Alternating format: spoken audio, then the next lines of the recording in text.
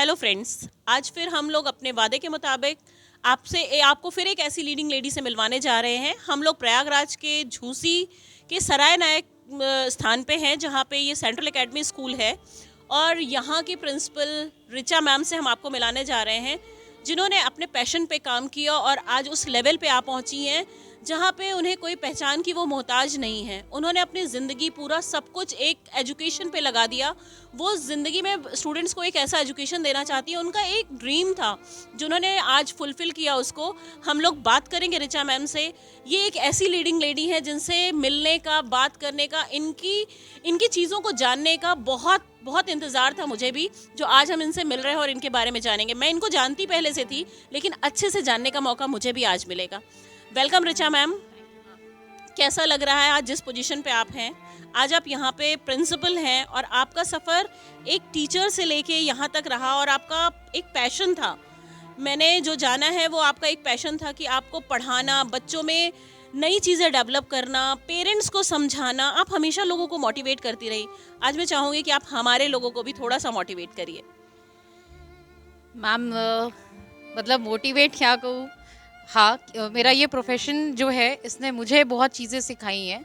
Life में कुछ भी इजीली नहीं मिलता, आपको उस पर मेहनत करनी पड़ती है, आपको उसमें काम करना पड़ता है। लाइक कई बार कहा जाता है teachers are never born teachers, ठीक है, या कई टीचर्स ऐसे होते हैं those who are born teachers, but situation आपको लाइफ में हर चीज़ करा देती है।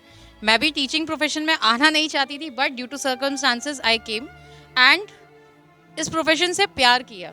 आप अपने प्रोफेशन से अगर प्यार कर लेते हैं, आप जो भी कर रहे हैं, चाहे आप टीचर हैं, चाहे आप कारपेंटर ही क्यों ना हो, चाहे आप डॉक्टर हो, अगर आपको अपने प्रोफेशन से प्यार है तो आपसे ज़्यादा परफेक्ट कोई नहीं है। क्योंकि जब आप किसी चीज़ से प्यार कर लेते हैं, आप उसे अपना सब कुछ मान लेते हैं, देन आप उसमें अपना बेस्ट देने के लिए हज़ारों चीज़ें सोच लेते हैं कि आप अपना बेस्ट कैसे दे सकते हैं, आप बच्चों को कैसे पढ़ा सकते हैं। आज की डेट में पढ़ाई सिर्फ जो है आपके सिलेबस से नहीं है। आज की डेट में बच्चों को अपार्ट फ्रॉम सिलेबस और भी चीज़ें आपको गाइड करनी पड़ती है, करियर काउंसलिंग करनी पड़ती है, कई बार बच्चों के इमोशनल काउंसलिंग की ज़रूरत होती है। ये सारी चीज़ें हैं इंक्लूड। मैम आपसे ये पूछना चाहूँगी कि आप बच्चों के लिए क्या बोलना चाहोगे, क्योंकि आजकल बच्चे मतलब कुछ करना चाहते हैं और वो कुछ कर नहीं पाते, अगर तो बड़ी जल्दी उनका मोरल डाउन हो जाता है, वो बड़े डिप्रेशन में आ जाते हैं, फिर वो अलग अलग तरह के काम ढूंढते हैं। कभी कभी वो लोग नशे की तरफ चले जाते हैं या कभी कभी मतलब सुसाइड तक अटेम्प्ट करते हैं। तो इसके लिए आप क्या चाहेंगे, क्या बच्चों को कुछ बताना चाहेंगी? मैम सबसे पहली चीज़ तो बच्चे जो है आज की डेट में ये एक रिस्पॉन्सिबिलिटी बच्चों की इसके साथ साथ ज़्यादा पेरेंट्स की है। पहले के टाइम के जो पेरेंट्स होते थे, जैसे हमारे पेरेंट्स, हम अपने पेरेंट्स से हर एक चीज़ शेयर कर लेते थे। और कहा जाता है कि पेरेंट्स अपने अनफुलफिल्ड ड्रीम्स अपने बच्चों में देखते हैं। कहते हैं ना कि जब बच्चा पैदा होता है तो माँ बाप उसी टाइम सपने देख लेते हैं कि बच्चा क्या बनेगा। ये हम एक जो है स्ट्रेस, एक जो रिस्पॉन्सिबिलिटी हम बच्चे के कंधे पे उसी टाइम डाल देते हैं, और यही जो है एक सबसे बड़ा ड्रॉबैक होता है। जो आप नहीं कर पाए कोई बात नहीं, आपका बच्चा क्या पता उससे भी अच्छा कर जाए, या जो भी आपका बच्चा करना चाहे आपको उसे एक्सेप्टेंस देनी चाहिए। आज के पेरेंट्स में मेंटालिटी में चेंज आया है। पहले के कंपैरिजन में, जैसे पहले के पेरेंट्स होते थे बच्चा क्या बनेगा, डॉक्टर बनेगा, इंजीनियर बनेगा। आज की डेट में पेरेंट्स क्या करते हैं, मैंने आज देखा है पेरेंट्स बहुत वाइड थॉट वाले हो गए हैं। बच्चों को डांस अकेडमी लेके जा रहे हैं, जूडो कराटे सिखा रहे हैं, बट एक कमी है, that is lack of communication between parents and the child.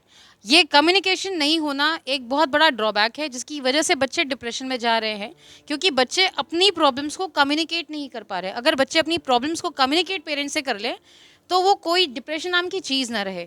जैसे हमारे पेरेंट्स क्या करते थे, मैं नहीं पनिशमेंट को मैं फेवर नहीं कर रही, लेकिन हम कुछ गलतियाँ करते थे, हमारे पेरेंट्स अपना फ्रस्ट्रेशन हमें पीट के निकाल देते थे, हम रो के गा के निकाल देते थे।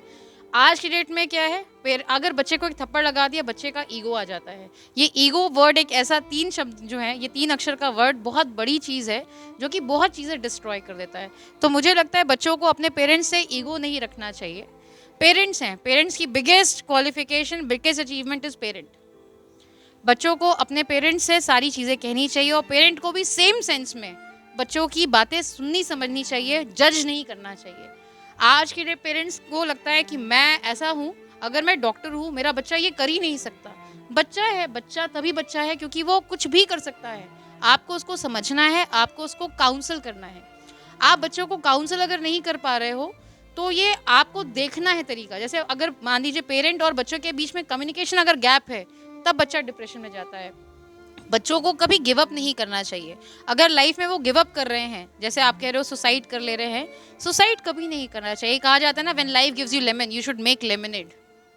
तो ये एटीट्यूड रखना चाहिए। अगर लाइफ आपको 1000 बार गिराए, आप 1001 टाइम उठिए, एक बार और उठिए, लेकिन गिरिए मत, हारिए मत। हारना नहीं चाहिए कभी ज़िंदगी में। और अगर आपको लग रहा है, जैसे कई बच्चे हैं मेडिकल की तैयारी करते हैं, इंजीनियरिंग की तैयारी करते हैं, क्लियर नहीं कर पाते तो डिप्रेशन में चले जाते हैं। ज़रूरी नहीं है कि हर कोई डॉक्टर बन जाए, हर कोई इंजीनियर बन जाए। बहुत सारे एरिया हैं, क्या पता आप किसी कोचिंग में जा करके बच्चों को पढ़ाएं और आप 100 इंजीनियर 100 डॉक्टर्स बना सकें। तो बहुत सारे प्रोफेशंस हैं जहाँ पे आप अपना बेस्ट दे सकते हैं। तो give up is not a thing. Every person should have two plans in life, एक प्लान ए और एक प्लान बी। दो प्लान्स अपनी लाइफ में हमेशा रखना चाहिए। और अगर प्लान बी भी फेल हो जाए तो प्लान सी डी जेड तक 26 अल्फाबेट्स आर देयर, 26 प्लान्स आप बना के रखो। एक तो प्लान सक्सेसफुल होगा, but ending life is not a solution. मतलब मैम आपका कहना है कि कभी भी गिव अप नहीं करना चाहिए लाइफ में, और बच्चे जो जैसा सोचते हैं, पेरेंट्स, मैम ने बहुत अच्छी बात कही, पेरेंट्स के लिए भी कही और स्टूडेंट्स के लिए भी कही, बच्चों के लिए कही। मतलब हम लोग के लिए क्या है, हम लोग भी एक पेरेंट है और हम लोग उन हालातों से गुजरते हैं। मैम एक चीज़ और पूछना चाहूँगी मैं, कि कभी कभी पेरेंट मतलब बच्चों में अपनी खुशियाँ ढूंढने लगता है, तो बच्चों को कभी ना नहीं कह पाता है ना। उन्हें पता होता है कि ये गलत है, फिर भी कई बार वो डर जाता है और उसको ना नहीं कह पाता है ना। और दूसरी चीज़, बच्चे को पता होता है कि वो गलत है, लेकिन अपने माँ बाप को बता दिया तो उसे लगता है वो उसको करने का राइट्स मिल गया। इसके बारे में आप क्या कहेंगी? क्या बच्चों को ऐसा करना चाहिए? क्योंकि कभी कभी लगता है कि माँ बाप मजबूर हो गए हैं, है ना।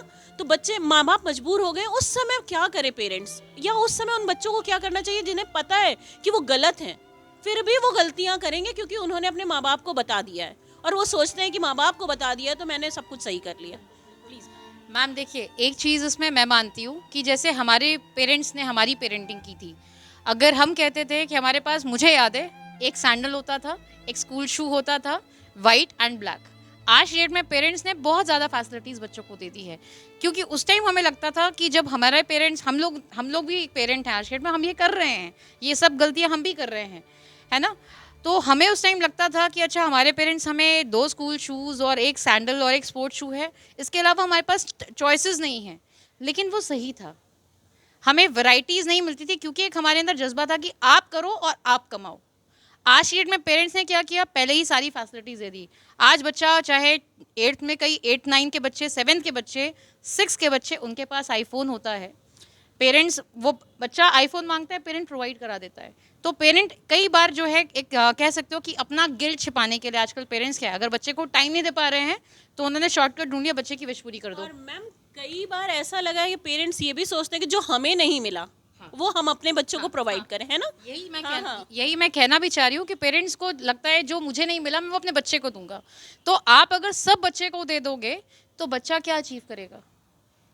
अगर आप 100 मार्क्स का कोई पेपर है, अगर पेरेंट ही 100 मार्क्स का पेपर अचीव कर लेगा तो बच्चा क्या अचीव करेगा? आपको बच्चे के लिए भी तो कुछ एरिया छोड़ना पड़ेगा जहाँ बच्चा क्रिएटिव हो, जहाँ बच्चा मेहनत करे। तो मैं ये नहीं कह रही कि पेरेंट्स को फैसिलिटीज़ नहीं देनी चाहिए, देनी चाहिए, बट फैसिलिटीज़ बच्चों को अर्न करने दीजिए, फ्रीली मत प्रोवाइड करिए। जब बच्चा, आप एक टास्क रखिए कि आप ये करो, आपको ये मिलेगा, तो बच्चे को समझ में आएगा कि हाँ, एक कॉम्पिटिटिव फीलिंग आएगी उसके अंदर कि मुझे करना है। एंड मैंने, अगर मुझे एक बाइक में मिली है ना, तब मिली है जब मैंने ये परसेंटेज लाया है। हमारे पेरेंट्स ने यही हमारे साथ किया था, और मैं मानती हूँ कि वो अपब्रिंगिंग सही है, तभी आज हम अपनी लाइफ में सक्सेसफुल हैं। और just because of our parents, हमारे पेरेंट्स की जो अपब्रिंगिंग थी, सारे पेरेंट्स हार्डवर्क करते हैं और अपब्रिंगिंग जो है आज उसकी वजह से हम यहाँ पे हैं।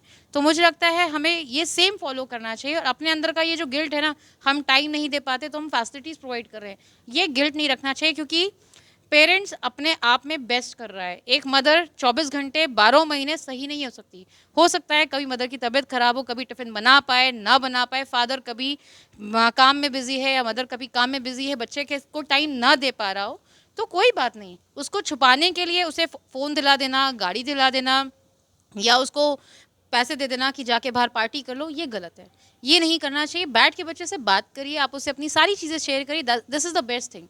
But giving shortcut is not a reason answer. Thank you so much ma'am, आपने बहुत प्यारा, मतलब इतना प्यारा संदेश दिया है सबको। बच्चों, आप लोग भी समझिए और जानने की कोशिश करिए। पेरेंट्स को भी समझना चाहिए कि माँ बाप कहीं कहीं मजबूर हो जाते हैं और वो उन्हें लगता है वो गलत है, और वो अपनी गलतियों को किस तरह से मतलब फुलफिल करना चाहते हैं कि आपको कोई कमियां ना हो।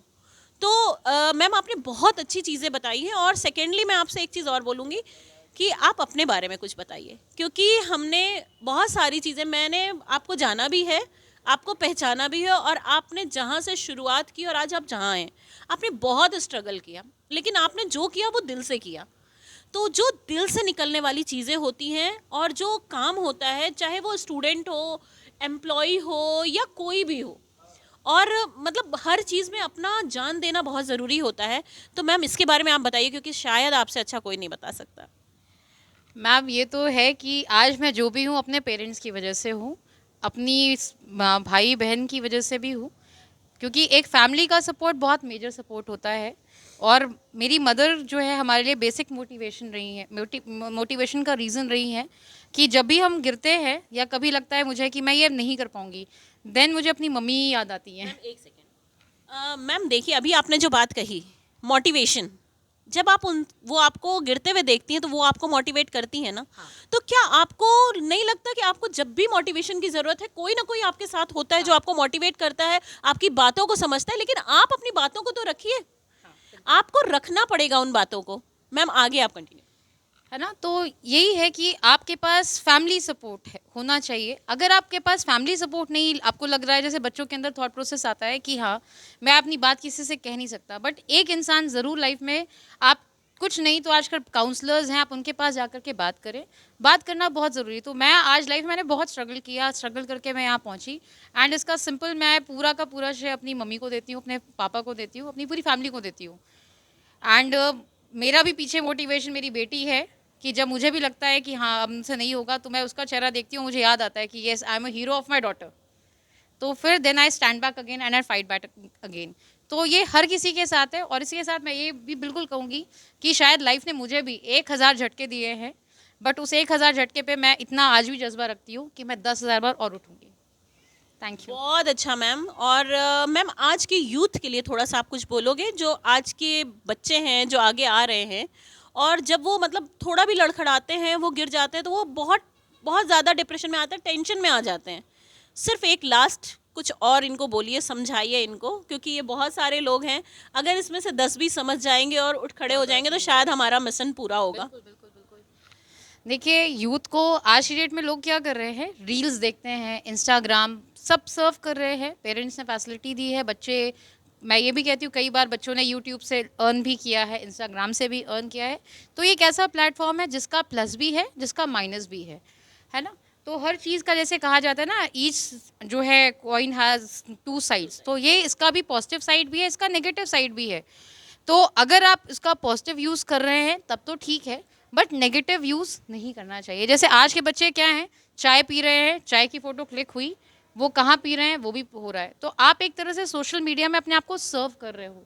बहुत चीज़ें ऐसी हैं जो कि यूथ को नहीं करनी चाहिए। लाइक मुझे लगता है इतनी एक्सपेक्टेशंस, आप रील्स देखते हैं, आप मूवीज़ देखते हैं और आप उससे इन्फ्लुएंस हो रहे हैं, लेकिन वो जो रील्स बना रहे हैं, जो आपको मूवीज़ में जो एक्टर्स हैं, एक्ट्रेस हैं, वो अपनी रियल लाइफ में कैसे जी रहे हैं ये भी देखना चाहिए, है ना। तो एक रील लाइफ और एक real life, there is a vast difference. तो ये डिफरेंस बच्चों को समझना चाहिए, आज के यूथ को समझना चाहिए। और अपनी लाइफ की रियलिटी हम जानते हैं, हम क्या हैं कैसे हैं हम जानते हैं, और कभी गिव अप नहीं करना चाहिए। मैं बार बार, मतलब जैसे आपने डिप्रेशन का बताया, तो मुझे लगता है कि हाँ आज के लोग डिप्रेशन कह रहे हैं ना, वर्ड डिप्रेशन, डिप्रेशन कुछ नहीं है। जिस दिन आपने सोच लिया डिप्रेशन नहीं है, नहीं है, आपने सोच के बैठ गया, जैसे कहा जाता है मन के हारे हार है, मन के जीते जीत। तो मन से अगर हार गए तो सब हार गए, और मन से जीत गए तो सब जीत गए। Thank you so much Richa ma'am, आपने अपना इतना कीमती समय दिया। और जैसे रिचा मैम ने आपको सब कुछ समझाया, बताया, बोला, हम लोग को आप कुछ भी समझिए, अपना दोस्त समझिए, अपना हितकर समझिए, कुछ भी समझिए।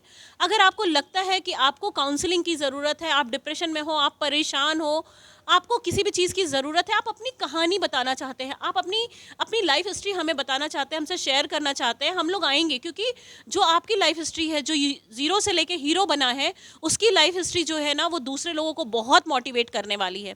कहते हैं ना, खुद ही को कर बुलंद इतना कि हर तकदीर से पहले खुदा बंदे से खुद पूछे, बता तेरी रज़ा क्या है। यही होना चाहिए। और आप लोग अगर कहीं पे भी हैं, आपको ज़रूरत है हमारी, हम पहुंचेंगे आप तक। रिचा मैम भी हैं, अगर आपको कभी लगता है, वो एक बहुत अच्छी काउंसलर, प्रिंसिपल, सब कुछ है। अगर आपको लगता है कि आपको काउंसलिंग की ज़रूरत है, वो अपनी बहुत इतने ज़्यादा बिजी शेड्यूल से भी वो आपके लिए टाइम निकालेंगे, आपकी काउंसलिंग करेंगी। हम लोग जहाँ पे भी आप लोग हैं, अगर आप बुलाओगे, हम आएंगे आपके पास, आपसे मिलेंगे, आपसे बात करेंगे और आपकी हर प्रॉब्लम सॉल्व करने की कोशिश करेंगे। Thank you so much, love you all.